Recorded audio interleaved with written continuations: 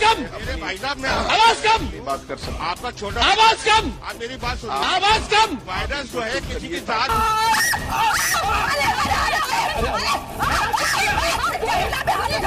एक मिनट बोला। आप इतनी बमबारी तो पाकिस्तान नहीं कर रहा जितनी आप कर देते हैं हमारे ऊपर यार। अपने पैंट्स को उतार के, अपनी सलवार को उतार के इधर उधर घूमे, मंच छोड़ के चले गए। कोरोना वायरस के मद्देनजर जिस तरह से हमने ये सोचा था कि शायद ये जो एक संकट है वो पिछले 6-7 साल की जो बहुत ही सांप्रदायिक राजनीति जो हमें देखने को मिली 6-7 साल में, उस राजनीति से शायद हमें कुछ दिनों के लिए छुटकारा मिल जाए। क्योंकि कोरोना वायरस की राजनीति, कोरोना वायरस के मद्देनजर न कोई जाति, न कोई धर्म, न कोई सरहद। प्रधानमंत्री ने खुद कहा है कि कोरोना वायरस कुछ भी नहीं देखता और हम सबको साथ मिलकर लड़ना चाहिए। लेकिन दुर्भाग्यपूर्ण ये रहा कि पिछले करीब अगर आप देखें 6 हफ्ते के दौरान सबसे ज्यादा भारत में सांप्रदायिकता का माहौल देखने को मिला है। पूरी अंतर्राष्ट्रीय मीडिया इस बात को लेकर हैरान है, इस बात को लेकर परेशान है। WHO तक ने ये कहा है कि किसी भी संप्रदाय को निशाना बनाकर ना तो पत्रकारिता करनी चाहिए मीडिया को, ना सरकारों को इस तरह से ट्रीटमेंट के नाम पर, इलाज के नाम पर ऐसा करना चाहिए। लेकिन मैं आज आपसे ये बात नहीं करना चाहती हूँ कि कोरोना वायरस को लेकर जो देश में सांप्रदायिकता हो रही है उस पर खास में बात ना करके मैं आपसे बात करना चाहती हूँ कि वजह क्या क्या है, क्यों हमारा देश इतने टुकड़ों में बंट रहा है, क्यों आज़ादी के 70 साल गुजर जाने के बाद क्यों आखिर इस तरह की नौबत आ रही है कि हम धर्म के नाम पर, सांप्रदायों के नाम पर, पहचान के नाम पर बांटे जा रहे हैं और हम बंटने को तैयार हो रहे हैं। डिवाइड एंड रूल, अंग्रेजों ने कहा था कि बांटिए भारतीयों को और इसी तरह से आप उन पर राज कर सकते हैं, शासन कर सकते हैं, उन्हें गुलाम बना सकते हैं। क्यों 130 करोड़ भारतीय इस सांप्रदायिकता के, इस सांप्रदायिक राजनीति के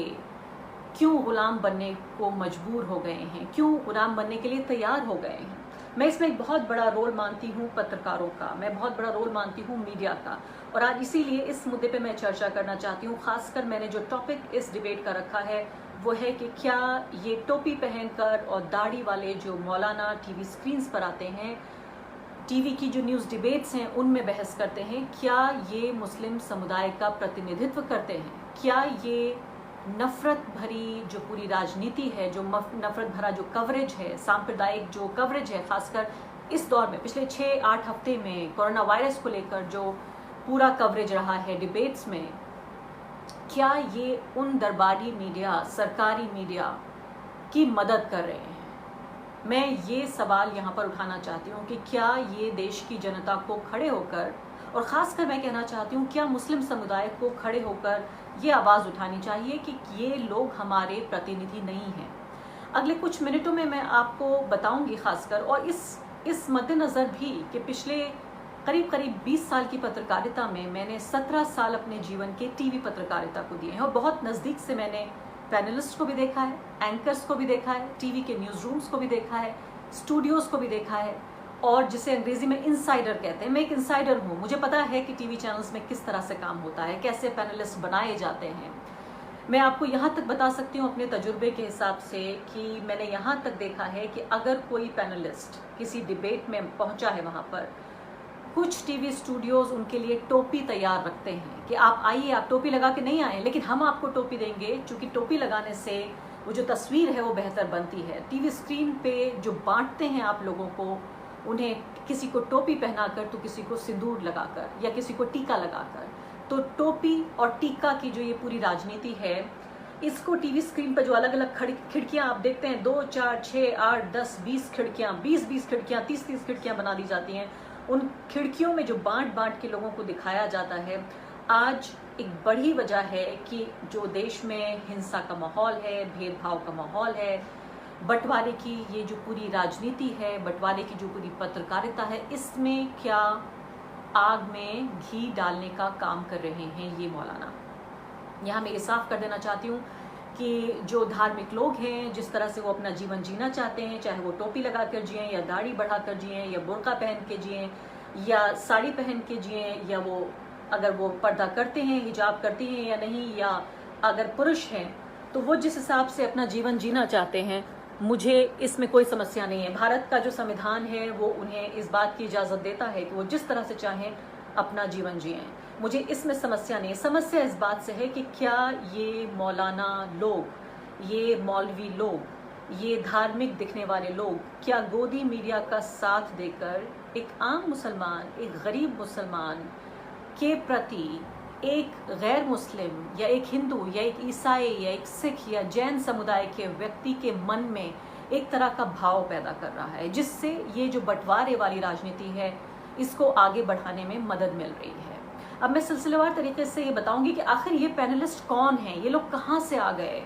और इन्हें क्या सबसे ज़्यादा मालूमात है, इन्हें सबसे ज़्यादा जानकारी है इन्हें इस्लाम के बारे में, सबसे ज़्यादा जानकारी है इन्हें मुसलमानों के बारे में, क्या सबसे ज़्यादा जानकारी है इन्हें भारतीय संविधान के बारे में, क्या सबसे ज़्यादा जानकारी है इन्हें भारतीय राजनीति के बारे में, क्या सबसे ज़्यादा जानकारी है इन्हें भारतीय समाज के बारे में। तो हर किसी दूसरे मुद्दे पर इन लोगों की टीवी चैनल्स पर, टीवी स्क्रीन पर जो उपस्थिति है, जो टीवी के मौलाना, मैं इनको कह रही हूँ, टीवी के मौलानाओं की जो उपस्थिति है, क्या ये भारत में टूटन को, विभाजनकारी राजनीति को, नफरत भरी पत्रकारिता को बढ़ावा दे रही है? क्योंकि अगर कल से ये तय हो जाए कि ये तमाम मौलाना इन स्क्रीन पर आना बंद हो जाएंगे, आप यकीन जानिए, जिसे अंग्रेजी में कहते हैं कि रन फॉर देयर मनी, मतलब उनको टीआरपी बटोरना मुश्किल हो जाएगा टीवी चैनल्स को। क्योंकि जैसे ही एक मौलाना की तस्वीर स्क्रीन पर आती है, फौरन ही जो है वो सनसनी फैल जाती है, और उस सनसनी से जिस तरह से पत्रकार महोदय, वो जो एंकर महोदय होते हैं, जिस तरह से वो सवाल पूछते हैं, महोदय या महोदया जो सवाल पूछते हैं, उससे जो जवाब आता है और आपस में पैनलिस्ट में जो भड़काऊ बयानबाजियां होती हैं, उससे टीआरपी आगे बढ़ती है। और टीआरपी आगे बढ़ने से समाज में जिस तरह का वो कंटेंट वहाँ पे डिस्कस होता है, उससे समाज में विभाजन होता है। और उस विभाजन के नतीजे के तौर पर जो हम अभी देख रहे हैं वो ये कि सड़कों पर जो सब्जी बेचने वाले लोग हैं, जो फल बेचने वाले लोग हैं, उनके खिलाफ उनके पर हमले हो रहे हैं। उनसे लोग सब्जी नहीं खरीद रहे हैं, उनसे लोग फल नहीं खरीद रहे हैं। दिल्ली जैसी कई सोसाइटीज़ में जो मुस्लिम पहचान के सब्जी या फल बेचने वाले लोग हैं, उनसे उनके आने पर पाबंदी लगा दी गई है। कुछ RWAs, रेजिडेंट वेलफेयर एसोसिएशंस जो हैं, वो कह रही हैं कि आप आई कार्ड दिखाइए अपना, आपका आई कार्ड देखकर हम आपको घुसने देंगे या नहीं देंगे। क्योंकि आपको मालूम है कि पिछले दिनों में बहुत सारी झूठी खबरें फैलाई गई हैं, खासकर जब मरकज़ निज़ामुद्दीन में जो तबलीगी जमात का मरकज़ था, जहाँ पर कई सौ की तादाद में लोग पाए गए कि वो कोरोना वायरस के पीड़ित थे, वो शिकार थे। और उसके बाद जो एक पूरी विभाजनकारी राजनीति शुरू हुई, नफरत भरी राजनीति शुरू हुई, उसके बाद से कमोबेश कोशिश ये की जा रही है कि इस पूरे कोरोना वायरस की जो जिम्मेदारी है, इसको फैलाने की जो जिम्मेदारी है, वो एक समुदाय पे मंड दी जाए। और इसीलिए चाहे वो मौलाना साद का जिक्र हो, चाहे तबलीग जमात के दूसरे लोगों का जिक्र हो, जो वारंट जारी होते हैं टीवी स्टूडियोज से हर रोज़ शाम के वक्त जो डिबेट्स होती हैं, सुबह फिर वो दिन भर चलाई जाती हैं, उसके बाद सोशल मीडिया पर उनको चलाया जाता है, उसके बाद सोशल मीडिया पर, मैं कह रही हूँ यूट्यूब पर उनके वीडियोस देखे जाते हैं। फिर वो छोटे छोटे वीडियोस काट कर व्हाट्सएप के ज़रिए, व्हाट्सएप फैक्ट्री के ज़रिए, नफ़रत की जो एक बड़ी फैक्ट्री बन गई है व्हाट्सएप, उसके ज़रिए अलग अलग मोबाइल फ़ोन्स पर, अलग अलग लोगों के पास, अलग अलग घर में पहुँच रही है। और ये सिर्फ शहरों की बात नहीं है, ये सिर्फ छोटे शहरों की बात भी नहीं है, ये कस्बों की बात भी नहीं है, हमारे गांव देहात तक ये सांप्रदायिक नफरत पहुंच रही है। इसलिए वो निशानदेही करना ज़रूरी है कि आखिर कौन सी ऐसी चीज़ें हैं जिनमें सुधार लाया जा सकता है, जिससे जो नफरत भरी राजनीति है उससे छुटकारा तो बहुत मुश्किल बात है, क्या उसको कम किया जा सकता है। अब मैं आपको 2-3 चीज़ें बताने की कोशिश कर रही हूँ। ट्विटर पे खासकर ये एक ट्रेंड चला पिछले 2 दिन के दौरान, खासकर कल ज़्यादा, जिसमें कुछ जो सेक्युलर, डेमोक्रेटिक, प्रगतिशील सोच के लोग हैं, हिंदू और मुसलमान, किसी भी धर्म के भारतीय लोग, उन्होंने ट्विटर पर एक ट्रेंड शुरू किया और उन्होंने कहा कि नॉट आवर वॉइस, हमारी आवाज़ नहीं है। ये इन्हीं मौलानाओं के ख़िलाफ़ ये एक मुहिम ट्विटर पर शुरू हुई और मैं इसी मुहिम को आगे बढ़ाना चाहती हूँ इस फेसबुक लाइव के ज़रिए। तो आइए इस पर बातचीत करते हैं और आराम से एक दूसरे से अपने जो हमारे विचार हैं उनका आदान प्रदान करते हैं कि ये इन लोगों ने जो एक तरह का बेड़ा उठाया कि ये हमारी आवाज़ नहीं है, ये मौलाना हमारा प्रतिनिधित्व नहीं करते। क्या आप सब लोग इस बात से सहमत हैं? सबसे बड़ी बात तो इस बात को सोशल मीडिया पर लगातार कहना होगा, शांतिपूर्ण तरीके से कहना होगा। हम एक लोकतंत्र हैं, हमारा संविधान जो है वो धर्मनिरपेक्ष है, वो लिबरल वैल्यूज़ की यानी कि उदारवादी विचारधारा की बात करता है हमारा संविधान, प्रगतिशीलता की बात करता है हमारा संविधान यानी कि प्रोग्रेसिव थॉट की बात करता है। तो इस सब को लागू करना हमारी जिम्मेदारी है। एक पत्रकार के तौर पर भी मेरी भी ये जिम्मेदारी है कि मैं डेमोक्रेटिक, सेक्युलर, लिबरल, प्रोग्रेसिव और इसके अलावा साइंटिफिक टेम्परामेंट अपनी पत्रकारिता के जरिए मैं इन सब चीज़ों को बढ़ावा दूं, जिससे बेहतर इंसानियत पैदा हो, बेहतर हिंदुस्तानियत पैदा हो। तो ये मौलाना जब टीवी स्क्रीन्स पर बैठकर बाकायदा डांट खाने को तैयार होते हैं, कुछ टीवी के कार्यक्रमों में मार खाने को भी तैयार हुए। आपको याद होगा कि अभी कुछ ही महीनों पहले की बात है, मैंने इस पर वायर पर एक कार्यक्रम भी किया था कि कैसे बाकायदा थप्पड़ों से और एक तरह की कुश्ती हमने देखी कि बाकायदा कुश्ती हो रही थी जो टीवी डिबेट है उसमें, और उस कुश्ती का वीडियो वायरल हो रहा था। तो जो एक तरह की छवि जाती है एक आम इंसान के मन में, एक आम भारतीय के मन में कि ये मुस्लिम समुदाय से जुड़े लोग बेहद पिछड़े होते हैं, ये धर्मनिरपेक्ष नहीं है, ये बहुत ही अंधविश्वासी हैं, या ये एक तरह से अंध धार्मिक लोग हैं जिसे अंग्रेजी में रिलीजियसली ब्लाइंड कहा जाता है, और ये हमारे जैसे लोग नहीं हैं। क्योंकि जब भी सवाल सामने आता है वो जिस तरह की दलीलें, जिस तरह के आर्ग्यूमेंट्स देते हैं, उनसे एक तरह की छवि पैदा होती है। अंग्रेजी में इसको स्टीरियोटाइप्स कहते हैं,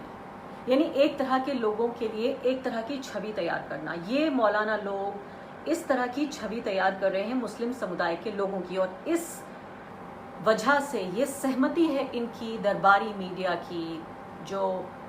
सरकारी मीडिया है, दरबारी मीडिया है, जो सरकार के भोंपू की तरह काम करती है, उस मीडिया के टीवी स्टूडियोज में जाकर उनकी बहस में हिस्सा लेकर उन बहस को लेजिटिमाइज करना, उन बहस को एक तरह से वैधता देना कि इसको आप अभी भी पत्रकारिता कह सकते हैं, क्योंकि दोनों तरफ के लोगों को बिठाया जा रहा है। हैरानी की बात यह है कि आपने ये बात नोटिस की कि इन मौलानाओं को बिठाकर एक तरह का एक स्वांग, एक ढोंग रचने की कोशिश होती है कि देखिए हमने दोनों तरफ के लोगों को बिठाया है। और एक नया पहलू जो आपने देखा होगा पिछले शायद 1 से 2 साल में, या हो सकता है इससे ज़्यादा हो गया हो, वो ये है कि कुछ महिलाएं हैं, मुस्लिम नाम वाली महिलाएं हैं, वो महिलाएं इन डिबेट्स में बैठती हैं और उनके सामने, उनके बरक्स, उनके विपक्ष में ये मौलाना बैठते हैं। ये एक तरह का मजाक है, ये भद्दा मजाक है कि ये महिलाएं, ऐसा लगता है कि इनको एक प्रगतिशील सोच के तौर पर इन महिलाओं को बिठाया जाता है। इनके नाम भी मैंने देखने की कोशिश की, मैं 3-4 नाम हैं। एक है निघत अब्बास, एक है शबनम खान और एक है सुबूही खान। इसमें से शबनम खान और अपने को सामाजिक कार्यकर्ता कहती है, सुबूही खान अपने को इस्लामिक स्कॉलर कहती हैं, और निघत अब्बास कम से कम ये कहती हैं कि वो भाजपा की टीवी पैनलिस्ट हैं, भाजपा की प्रवक्ता हैं। कम से कम उनके अंदर उन्होंने इतनी साफगोई से काम लिया है कि वो ये नहीं कह रही हैं कि वो कोई एक ऑब्जेक्टिव, जिसे कहा जाए ऑब्जेक्टिव एनालिस्ट हैं, कोई वो विश्लेषक हैं जिनका किसी पार्टी या किसी खास राजनीतिक सोच से उनका कोई लेना देना नहीं है। कम से कम वो ये कह रही हैं कि वो बीजेपी की तरफ से बोल रही हैं। लेकिन ये दोनों जो महोदयाएं हैं, शबनम खान और सुबूही खान, 20 साल से मैंने पत्रकारिता की है, यकीन जानिए ये किस तरह की इस्लामिक स्कॉलर है मैं नहीं जानती, किस तरह का इन्होंने सोशल वर्क किया है जो कभी किसी लाइमलाइट में नहीं आया। अचानक कुछ महीनों के अंदर तमाम टीवी चैनल्स पर, तमाम टीवी स्क्रीन्स पर आप इन महिलाओं को बैठे हुए देखेंगे। ये हमें बताएं कि क्या इनकी सोशल सर्विस है, किस तरह से ये तय हो गया कि ये मुस्लिम समुदाय को रिप्रेजेंट करती हैं, ये एक तबके को रिप्रेजेंट करती हैं।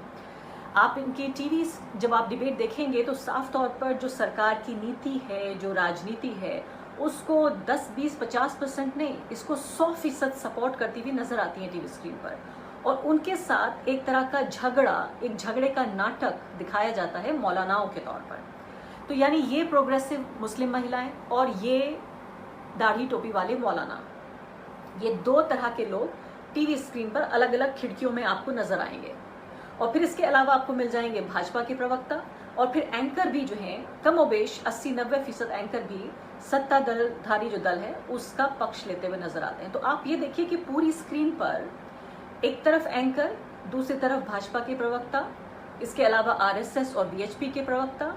इसके अलावा ये महिलाएं जिनको कि इंडिपेंडेंट एनालिस्ट या इस्लामिक स्कॉलर या सोशल एक्टिविस्ट कहा जाता है, और इन सब के जवाब में एक या दो मौलाना।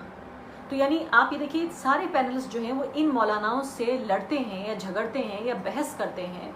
और ये मौलाना बेहद रूढ़िवादी, बेहद पिछड़ी इस तरह के आर्ग्यूमेंट्स देते हैं जिसपे शायद किसी भी व्यक्ति को गुस्सा आ जाए, कोई भी व्यक्ति ये सोचे कि क्या वाकई मुस्लिम समुदाय के लोग इस तरह के होते हैं।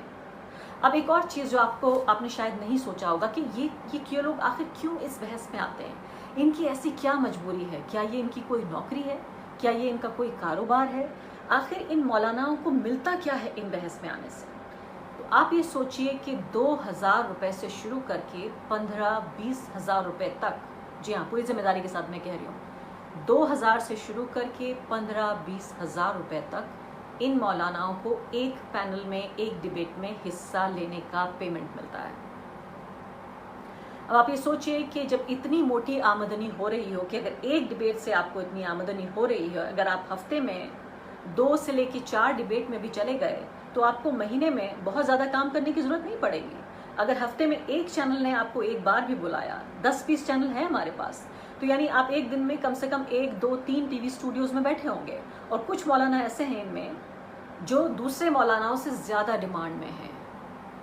तो जब अगर इस स्तर की आमदनी हो रही है, इसके अलावा टीवी पर आप बैठे हुए हैं, आपकी शोहरत भी हो रही है, जहां आप रहते हैं वहां आपको लोग जानते भी हैं, क्योंकि आपने अपने जीवन में इससे बेहतर कोई काम नहीं किया, आपको लोग नहीं जानते थे, अब आप टीवी स्क्रीन पर आते हैं, जो भी आपको समझ में आता है वो बातें कहते हैं, और आपको उसके बदले में आपको पेमेंट भी मिलता है, उसके बदले में आपको पैसा भी मिलता है। तो ये पूरी इकोनॉमिक्स है, ये पूरा अर्थशास्त्र है टीवी की इन डिबेट्स का। अब यहाँ सवाल ये पैदा हो रहा है कि क्या एक आम हिंदुस्तानी को इन मौलानाओं के खिलाफ एक मुहिम चलानी चाहिए। कुछ लोग यहाँ तक कह रहे हैं कि एक तरह का सोशल बॉयकॉट होना चाहिए, कि ये लोग जब तक इन डिबेट्स में जाना बंद नहीं कर देते हैं तब तक इन लोगों का सोशल बॉयकॉट होना चाहिए। मैं निजी तौर पे इस बात का बहुत समर्थन नहीं करती कि सोशल बॉयकॉट उनका होना चाहिए, लेकिन ज़रूर एक लोकतांत्रिक तरीके से, एक उदारवादी तरीके से,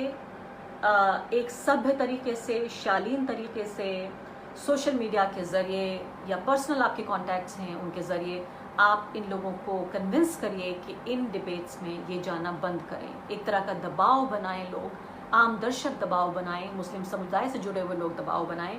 कि ये मौलाना जो डिबेट में आग में घी डालने का काम कर रहे हैं, इन लोगों को इस घी डालने से ये बाज आएं। अपने निजी स्वार्थ के लिए, अपने वेस्टेड इंटरेस्ट के लिए ये एक समुदाय को एक तरह से पुअर लाइट में उनकी छवि खराब होती है, और टीवी चैनल्स को अपनी नफरत भरी, सांप्रदायिक, विभाजनकारी, राष्ट्र विरोधी मैं कहूँगी, जो भी विभाजनकारी पत्रकारिता है वो राष्ट्र विरोधी अपने आप में है। क्योंकि जब भी आप समुदायों के बीच आपस में डिवीजन, बंटवारा पैदा करने की कोशिश करते हैं तो उससे देश अस्थिर होता है, उससे देश कमज़ोर होता है। क्योंकि देश मजबूत जब होता है जब तमाम लोग मिलकर बैठकर शांति से एक दूसरे के साथ, सौहार्द के साथ, पीस और हारमोनी में साथ रहते हैं। तो ये टीवी डिबेट्स दिन रात हमारे मन में एक भेदभाव, वैमनस्य, एक दूसरे के प्रति ख़राब भावनाओं को पैदा कर रहे हैं, जिसमें ये मौलाना लोग और ये जिसे कहा जाए कि सेल्फ प्रोक्लेम्ड, अपने को खुद ही परिभाषित कर देने वाली ये महिलाएं बैठकर एक तरह का स्वांग, एक तरह का नाटक रचा जाता है जैसे कि कोई बहस हो रही है। तो ये एक अहम बात है कि क्या ऐसी कौन सी चीज़ें हैं जिनके ज़रिए हम इन बहसों को ज़्यादा सांप्रदायिक होने से, ज़्यादा नफरत भरी होने से बचा सकते हैं। तो ये मैं इसका पूरी तरीके से सपोर्ट करती हूँ। ट्विटर पर जो एक नया कैंपेन चला है जिसका नाम है नॉट आवर वॉइस, और ये नॉट आवर वॉइस के जो लोग हैं जो ट्वीट कर रहे हैं वो साफ तौर पर ये कह रहे हैं कि ये लोग हमारा प्रतिनिधित्व नहीं करते। आखिरी 2 बातें मैं आपसे कहना चाहती हूँ। बहुत सारे लोग कमेंट कर रहे हैं और बहुत सारे लोग सहमत भी हो रहे हैं, मैं ये देख रही हूँ उसमें। आखिरी 2 बातें मैं कहना चाहती हूँ कि किसी भी समुदाय में, किसी भी समाज में अलग अलग तरह के लोग होते हैं। राजनीतिक नेतृत्व करने के लिए राजनीतिक लोग होते हैं, सामाजिक नेतृत्व करने के लिए सामाजिक लोग होते हैं। बौद्धिक नेतृत्व यानी इंटेलेक्चुअल लीडरशिप के लिए बौद्धिक लोग होते हैं, बुद्धिजीवी होते हैं। धार्मिक नेतृत्व करने के लिए धार्मिक लोग होते हैं, यानी religious, political, social, intellectual leadership. लेकिन आप ये देखिए हमारे टीवी चैनल्स के पास कोई भी प्रगतिशील, प्रोग्रेसिव, लिबरल ऐसे लोग जो समझदार हों, जो भारतीय समाज, राजनीति को, संविधान को अच्छे तरीके से समझते हों, इनके लिए कोई जगह नहीं है। इनके लिए सिर्फ दो तरह के लोगों की जगह है। भाजपा सत्ताधारी दल से पूरे तरीके से स्पॉन्सर्ड वो महिलाएं या पुरुष जो बैठते हैं टीवी स्क्रीन पर, और उनके विपक्ष में बैठते हैं ये तमाम लोग जो उनसे लड़ते हुए प्रतीत होते हैं। तो क्या आपको ये फैसला करना है, जो दर्शक है उसे ये फैसला करना है कि क्या इसी तरह का टीवी वो देखना चाहता है। क्योंकि आप याद रखिए कि जो जिम्मेदारी है इन टीवी चैनल्स की वो सिर्फ और सिर्फ आपके प्रति है, दर्शक के प्रति है। और दर्शक ही अकेला वो व्यक्ति है, दर्शक ही अकेला वो वर्ग है जो ये तय करेगा कि वो अपनी टीवी स्क्रीन पर क्या देखना चाहता है। ये आपको तय करना है। इसको तय करने का हक एक लोकतंत्र में आपको है, आपके ऊपर इम्पोज नहीं होना चाहिए। तो या तो आप इस तरह के टीवी चैनल्स का बहिष्कार करिए जो इस तरह की नफरत भरी, विभाजनकारी, वेमिनस पैदा करने वाली, नफरत पैदा करने वाली डिबेट्स हमारे सामने पेश करते हैं। इन मौलानाओं को बहिष्कार करिए आप जो इस तरह की डिबेट्स में भाग लेने के लिए तैयार होते हैं। क्यों नहीं हम बात करते हैं आज 21वीं सदी में हमारे स्वास्थ्य पर, शिक्षा पर, देश की तरक्की के पर, कि हम बेहतर इंफ्रास्ट्रक्चर बनाएं। क्यों नहीं हम बात कर रहे हैं आज के दौर में कि बेरोजगारी जो रिकॉर्ड स्तर पर पहुंच चुकी है, हम क्यों उसके बारे में बात नहीं कर रहे हैं। हम क्यों बात नहीं कर रहे हैं कि जो जातीय भेदभाव है वो ख़त्म हो। हम क्यों इस पर बात नहीं कर रहे हैं कि जो महिलाओं के प्रति एक भेदभाव की जो एक नीति है, जो जेंडर जस्टिस है, उसको बढ़ावा दिया जाए। और अब एक हेल्थ इमरजेंसी के वक्त में पूरी दुनिया में जिस तरह की हेल्थ इमरजेंसी हो रही है, उसके वक्त, उस समय पे भी हम ये मांग नहीं कर रहे हैं कि हमें बेहतर अस्पताल चाहिए, हमें बेहतर जो स्वास्थ्य की सुविधाएं हैं वो चाहिए, बल्कि कोरोना का एक वायरस का इस्तेमाल भी हमारे समाज, हमारी सोसाइटी को और ज़्यादा, पहले से कहीं ज़्यादा बांटने में इस्तेमाल कर रहे हैं। आज अपने आप से ये सवाल पूछिए, अपने पत्रकारों से ये सवाल पूछिए, सोशल मीडिया के ज़रिए उन्हें टैग करके उन्हें बताइए कि आपको ये पसंद नहीं है कि इस तरह के लोगों को डिबेट में शामिल किया जाए। एक नागरिक के तौर पर आपकी ये जिम्मेदारी है कि हमारे समाज को बचाया जाए, आपस में जो दूरियां हैं उन्हें कम की जाए, और हम उन्हें चिन्हित करें, उन चीज़ों की निशानदेही करें कि जो चीज़ें हमारे समाज में, हमारी राजनीति में, हमारी पत्रकारिता में जो बंटवारा पैदा कर रही हैं, उनसे हम कहीं ना कहीं उन्हें कम करने का काम ज़रूर कर सकते हैं। बहुत बहुत शुक्रिया इस फेसबुक लाइव में भाग लेने के लिए। उम्मीद है आप अपना ख्याल रख रहे हैं, अपनों का ख्याल रख रहे हैं, घर में बैठे हुए हैं, और जिन लोगों को इस तरह के लक्षण दिखाई दे रहे हैं, जो महसूस कर रहे हैं, वो अपना टेस्ट करवा रहे हैं, उसके बाद इलाज करा रहे हैं। ये हम सबका एक नागरिक होने के नाते, भारतीय नागरिक होने के नाते हमारा फ़र्ज़ है, हमारा धर्म है कि हम जो हमारे हेल्थ वर्कर्स हैं, हम उनका समर्थन करें, उनके साथ हम कोऑपरेट करें। इसके अलावा जो सरकारी गाइडलाइंस हैं उनको हम मानें, और एक होकर, एक देश होकर, एक समाज होकर हम कोरोना वायरस का मुकाबला करें। मुझे पूरा यकीन है कि हम एक साथ खड़े होकर इस वायरस को ध्वस्त कर देंगे और पहले से एक बेहतर समाज, एक बेहतर देश के तौर पर